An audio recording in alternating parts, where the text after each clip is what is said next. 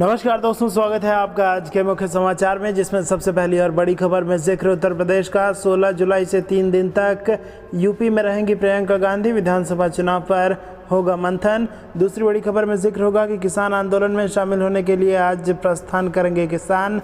और तीसरी बड़ी खबर में आपको बताएंगे कि भाईचारा बिगाड़ने का प्रयास कर रही है सरकार, किसानों ने लगाया बड़ा आरोप। दोस्तों, हर एक खबर की गहराई में आपको ले जाएंगे, लेकिन उससे पहले अगर आपको भी ऐसा लगता है कि किसान आंदोलन से उत्तर प्रदेश के चुनाव में भाजपा को बड़ा नुकसान होगा, तो आप अभी इस वीडियो को लाइक कीजिए और कमेंट में लिखिए जय हिंद। दोस्तों, रुक करते हैं तमाम बड़ी खबरों की तरफ। मिशन यूपी 16 जुलाई से 3 दिन तक यूपी में रहेंगी प्रियंका गांधी, विधानसभा चुनाव पर होगा मंथन। जी हां दोस्तों, कांग्रेस की राष्ट्रीय महासचिव प्रियंका गांधी वाड्रा का उत्तर प्रदेश विधानसभा चुनाव के सिलसिले में शुक्रवार यानी 16 जुलाई को लखनऊ आना लगभग तय हो गया है। इस दौरान आगामी विधानसभा चुनाव में पार्टी की तैयारियों का जायजा लेंगी। साथ ही यूपी जिले के कांग्रेस पार्टी के पदाधिकारियों, विधायकों और कार्यकर्ताओं से रूबरू होंगी। प्रियंका गांधी के लखनऊ दौरे को लेकर पार्टी कार्यालय में उनके स्वागत के लिए सभी इंतजाम लगभग किए जा चुके हैं। कार्यकाल की साफ सफाई, रंग रोगन किया जा चुका है। पार्टी कार्यालय में प्रियंका गांधी के आगमन के पोस्टर भी लगा दिए गए हैं। प्रदेश कांग्रेस प्रदेश अध्यक्ष लल्लू ने बताया कि प्रियंका गांधी उत्तर प्रदेश में जमीनी मुद्दों को लेकर आम जनता के साथ लगातार खड़ी हैं। 16 तारीख को प्रियंका गांधी का लखनऊ आगमन है। इस दौरान लखनऊ के कार्यकर्ताओं, पद अधिकारियों, वरिष्ठ नेताओं और विधायकों से उत्तर प्रदेश के तमाम मुद्दों पर चर्चा करेंगी और आगामी विधानसभा चुनाव को लेकर पार्टी को मजबूत करने के लिए रणनीति तैयार करेंगी।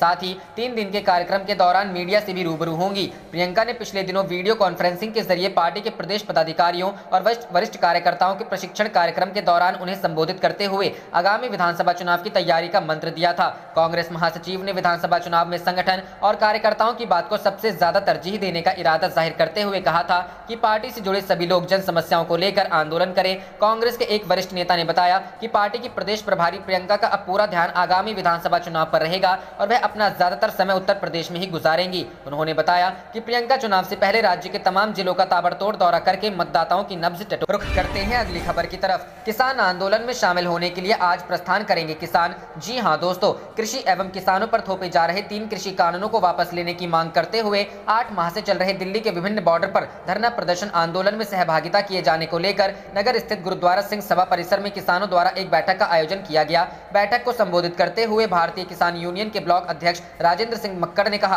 कि तीनों कृषि कानून लागू करके देश के किसानों को भुखमरी एवं गुलामी के कगार पर लाए जाने के लिए षड्यंत्र रचा जा रहा है, जिससे किसान तबाही के कगार पर पहुंच जाएंगे। लिहाजा 3 काले कृषि कानूनों को रद्द किए जाने की मांग को लेकर धरना प्रदर्शन जारी रहेगा। वहीं तराई किसान संगठन के जिलाध्यक्ष विक्रम सिंह ने कहा कि हर माह की 14 तारीख को गदरपुर एवं दिनेशपुर क्षेत्र के किसानों का एक शिष्टमंडल गाजीपुर बॉर्डर पर जाकर किसानों के आंदोलन के समर्थन में 3 दिन के लिए सहभागिता करता है। सलविंदर सिंह कलसी ने कहा कि हर माह 14 तारीख को आंदोलन में शामिल होने गाजीपुर बॉर्डर जाने वाले किसान 14 जुलाई को गदरपुर पहुंचकर समूह के रूप में गाजीपुर बॉर्डर के लिए प्रस्थान करेंगे। आंदोलन में जाने वाले किसानों के शिष्टमंडल को ज्यादा से ज्यादा गिनती में सहभागिता करते हुए आंदोलन को समर्थन देना चाहिए। वहीं गुरुद्वारा श्री गुरु हरगोविंद सर नवाबगंज के जत्थेदार वीर अनूप सिंह ने कहा कि 8 माह से चल रहे किसान आंदोलन को सरकार द्वारा कोई वार्ता करके राहत न दिए जाने पर सरकार की नीयत का किसान विरोधी होने का पता चलता है। सभी किसानों से बारी बारी से किसान आंदोलन में शामिल होने का आह्वान करते हुए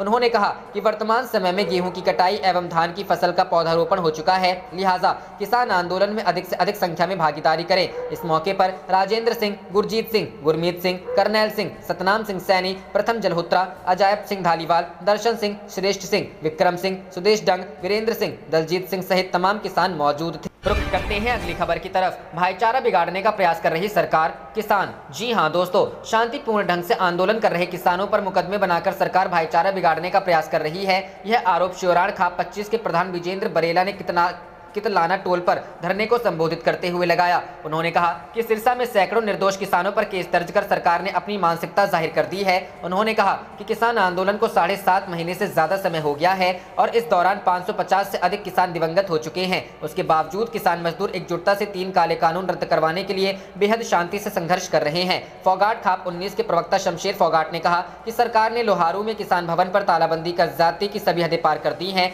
ये लोकतंत्र की हत्या है और इसकी जितनी निंदा की जाए उतना कम है। उन्होंने कहा कि किसान मजदूर सरकार की किसी धमकी से डरने वाले नहीं हैं। उन्होंने कहा कि जब तक तीनों काले कानून वापस नहीं होते और एमएसपी की गारंटी नहीं मिलती, हमारा आंदोलन ऐसे ही जारी रहेगा। रुख करते हैं अगली खबर की तरफ। पंजाब के सीएम कैप्टन अमरिंदर सिंह और अकाली नेता सुखबीर बादल के बीच ट्विटर पर छिड़ी जंग। जी हां दोस्तों, पंजाब के मुख्यमंत्री अमरिंदर सिंह ने शिरोमणि अकाली दल के नेताओं के कृषि विधेयकों की तारीफ करने वाला एक वीडियो पोस्ट करते हुए विपक्षी दल पर निशाना साधा। इस पर शिरोमणि अकाली दल के प्रमुख सुखबीर सिंह बादल ने कृषि कर्ज माफ करने के मुख्यमंत्री के चुनाव से पूर्व किए वादे को लेकर उन पर पलटवार किया।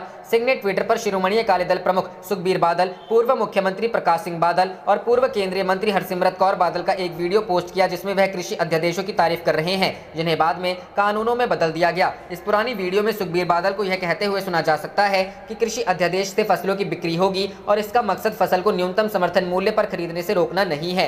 वीडियो में प्रकाश सिंह बादल और हरसिमरत कौर बादल को किसानों से यह कहते हुए देखा जा सकता है कि वे इन अध्यादेशों पर कांग्रेस समेत अन्य दलों के दुष्प्रचार से भ्रमित न हो। सिंह ने बादल परिवार को टैग करते हुए ट्वीट किया, कहीं ऐसा ना हो कि आप भूल जाओ। रुख करते हैं अगली खबर की तरफ। किसान आंदोलन, गुरनाम सिंह चढ़ूनी पर बड़ी कार्रवाई, संयुक्त किसान मोर्चा ने किया निलंबित। जी हां दोस्तों, भारतीय किसान यूनियन के हरियाणा प्रदेश अध्यक्ष गुरनाम सिंह चढ़ूनी पर बड़ी कार्रवाई की गई है। उन्हें संयुक्त किसान मोर्चा से 7 दिन के लिए निलंबित कर दिया गया है। दरअसल गुरनाम सिंह चढ़ूनी मिशन पंजाब को लेकर लगातार बयानबाजी कर रहे थे, इसी आधार पर उन पर कार्रवाई की गई है। इसके अलावा संयुक्त किसान मोर्चा ने उत्तर प्रदेश और उत्तराखंड में महापंचायतों की तारीखों का भी ऐलान किया है। सबसे बड़ी महापंचायत मुजफ्फरनगर में होगी।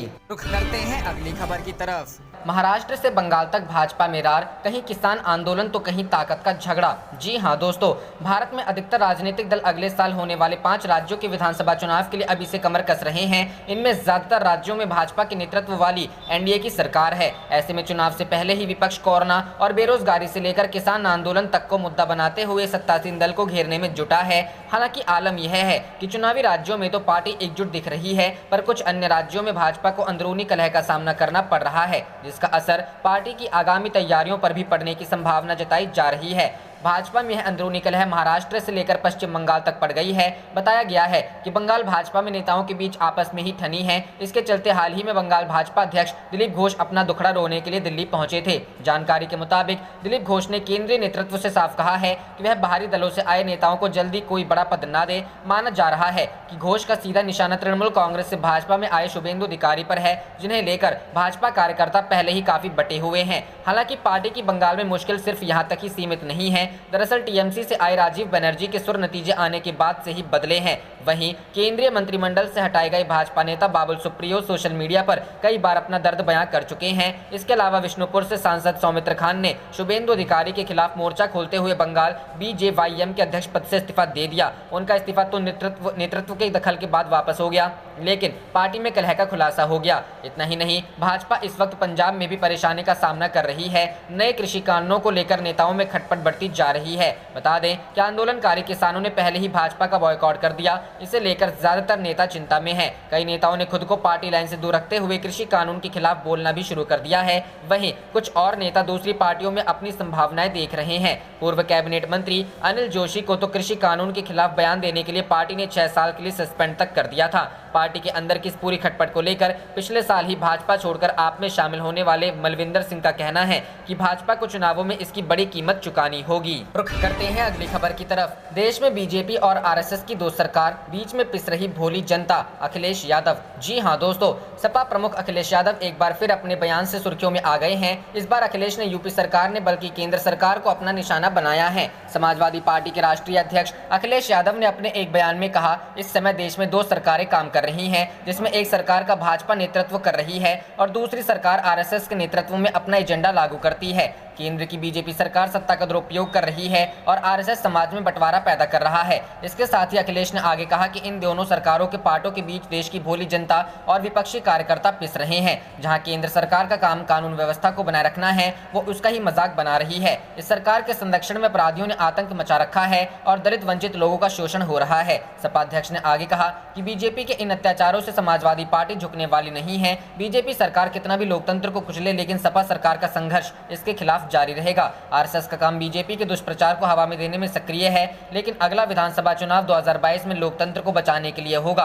भाजपा सरकार कितना भी जनता को बेवकूफ बना ले, लेकिन बीजेपी की सच्चाई से जनता वाकिफ है। रुख करते हैं अगली खबर की तरफ। किसान आंदोलन, किसानों की बड़ी बैठक आज, संसद घेरने के प्लान पर बनाएंगे रणनीति। जी हां दोस्तों, केंद्र सरकार द्वारा लाए गए 3 कृषि कानूनों के विरुद्ध प्रदर्शन कर रहे किसान अब संसद भवन के बाहर धरने पर बैठेंगे। भारतीय किसान यूनियन के नेता राकेश टिकैत ने इसकी घोषणा कर दी है। टिकैत टिकैत ने कहा कि आज हम बैठक करेंगे और रणनीति तय करेंगे। 19 जुलाई से आरंभ होने वाले मानसून सत्र के दौरान किसान संसद के बाहर विरोध प्रदर्शन करेंगे। राकेश टिकैत ने आगे कहा कि 200 लोग बस से संसद जाएंगे, हम किराया देंगे, हम संसद के बाहर बैठेंगे जबकि सदन में कार्यवाही जारी रहेगी। राकेश टिकैत ने स्पष्ट किया है कि यह शांतिपूर्ण विरोध होगा। इस बीच किसानों ने घोषणा की है कि 5 सितंबर को मुजफ्फरनगर में महापंचायत होगी। मीडिया से बात करते हुए किसान नेता राकेश टिकैत ने कहा था कि सितंबर माह में एक बैठक मुजफ्फरनगर होगी और वहीं से आगे की रणनीति बनाई जाएगी। सरकार के पास 2 महीने का समय है, बातचीत कर ले। भाकियू नेता ने कहा था कि हम महापंचायत में हरियाणा, उत्तर प्रदेश, पंजाब से किसान आएंगे और आगे की रणनीति पर चर्चा करेंगे। राकेश टिकैत ने कहा कि महापंचायत से पहले अगस्त में सरकार वार्ता करना चाहती है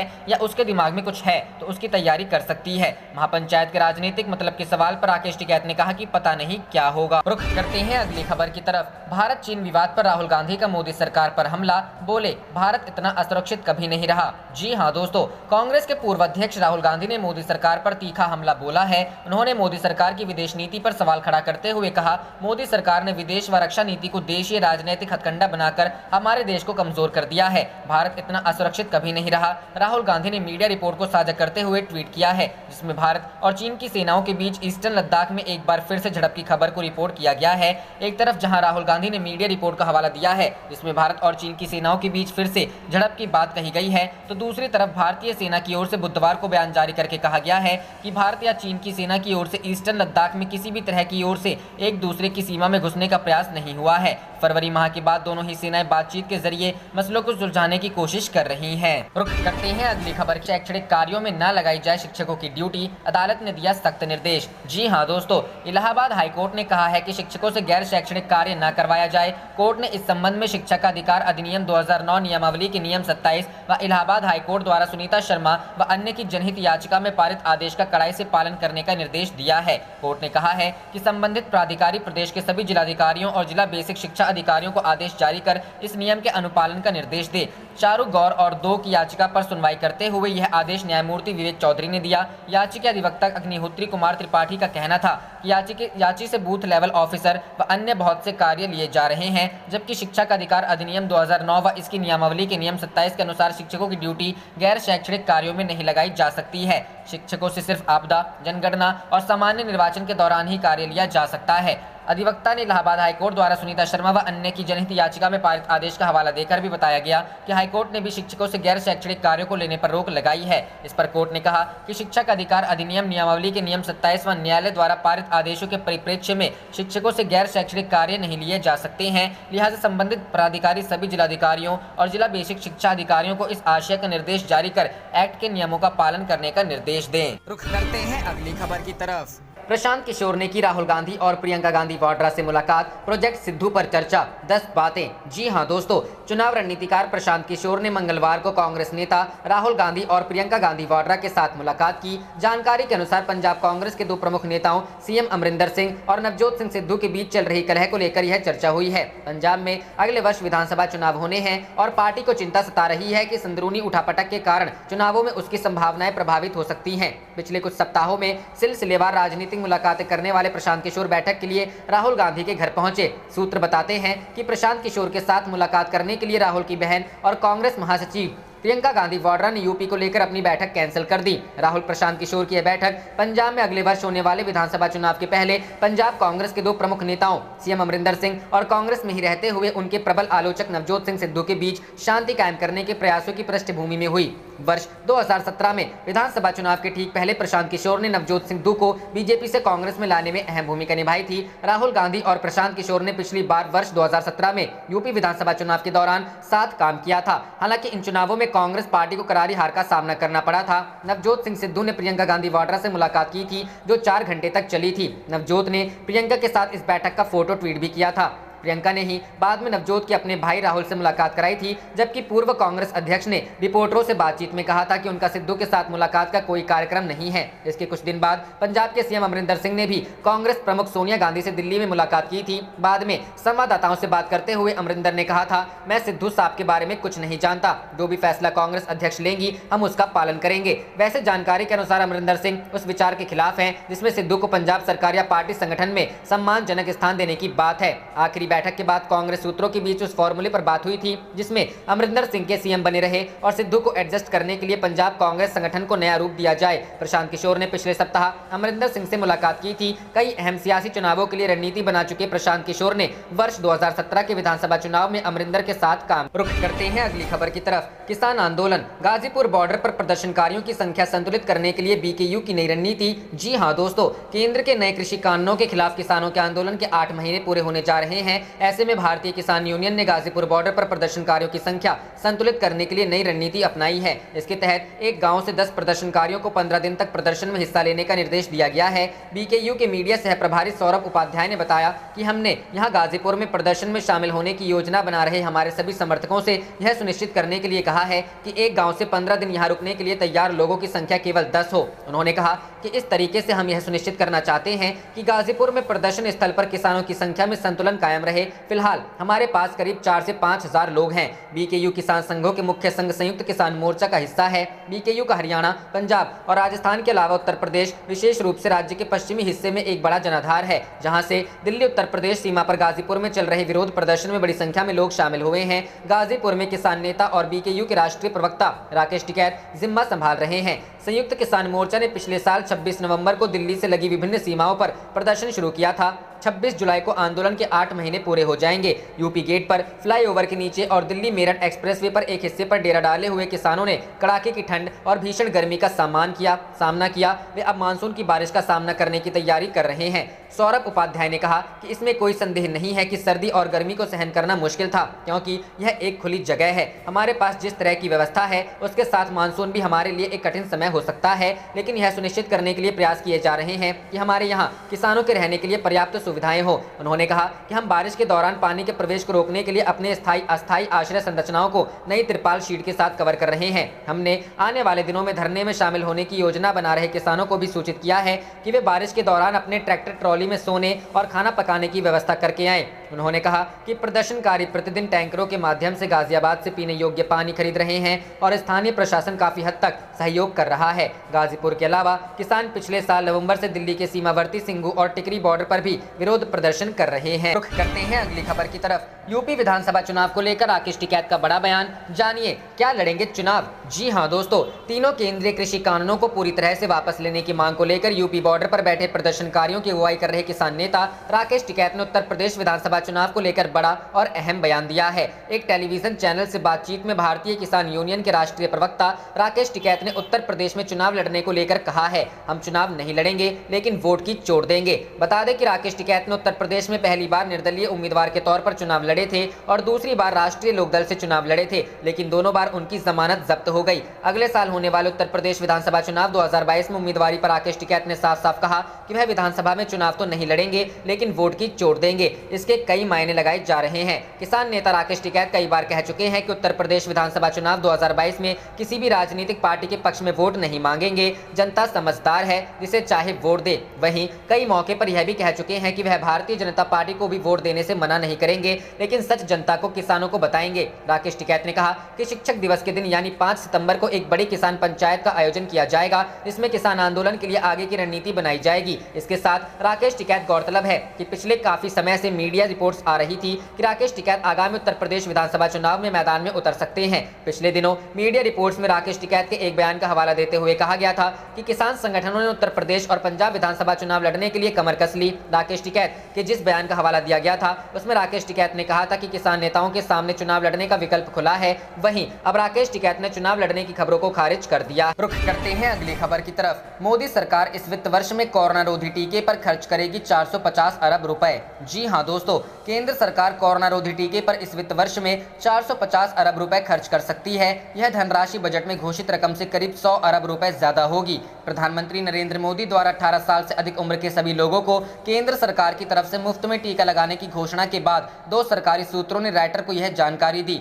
सूत्रों ने अपना नाम गुप्त रखने की शर्त पर कहा कि केंद्र सरकार 1 अप्रैल से शुरू हुए मौजूदा वित्तीय वर्ष में कोरोना वैक्सीन पर 450 अरब रुपए खर्च कर सकती है। बजट में इसके लिए 350 अरब रुपए की घोषणा की गई थी। राइटर ने वित्त मंत्रालय से ईमेल के जरिए इस पर प्रतिक्रिया लेनी चाहिए, लेकिन कोई जवाब नहीं मिला। केंद्रीय स्वास्थ्य मंत्रालय ने कोरोना वायरस से संक्रमित मरीजों के इलाज में इस्तेमाल होने वाली दवाइयों की सूची से आइवरमेक्टिन, हाइड्रोक्सीक्लोरोक्विन और फेविपिराविर दवाइयों को हटा दिया है। इसके साथ ही दवाइयों की उचित इस्तेमाल और जांच को लेकर मंत्रालय ने नए दिशा निर्देश जारी किए हैं। मंत्रालय की तरफ से जारी 9 पेज के दिशा निर्देशों में आइवरमेक्टिन, हाइड्रोक्सीक्लोरोक्विन और फेविपिराविर के इस्तेमाल का जिक्र नहीं किया गया है। कोरोना संक्रमण के इलाज में डॉक्टरों द्वारा इन दवाइयों का बड़े पैमाने पर इस्तेमाल किया जा रहा था। इससे पहले भारतीय चिकित्सा अनुसंधान परिषद द्वारा जारी दिशा निर्देशों में निश्चित मात्रा में आइवरमेक्टिन के इस्तेमाल का उल्लेख किया गया था। आप देख रहे थे आपका अपना चैनल जय हिंद जय भारत।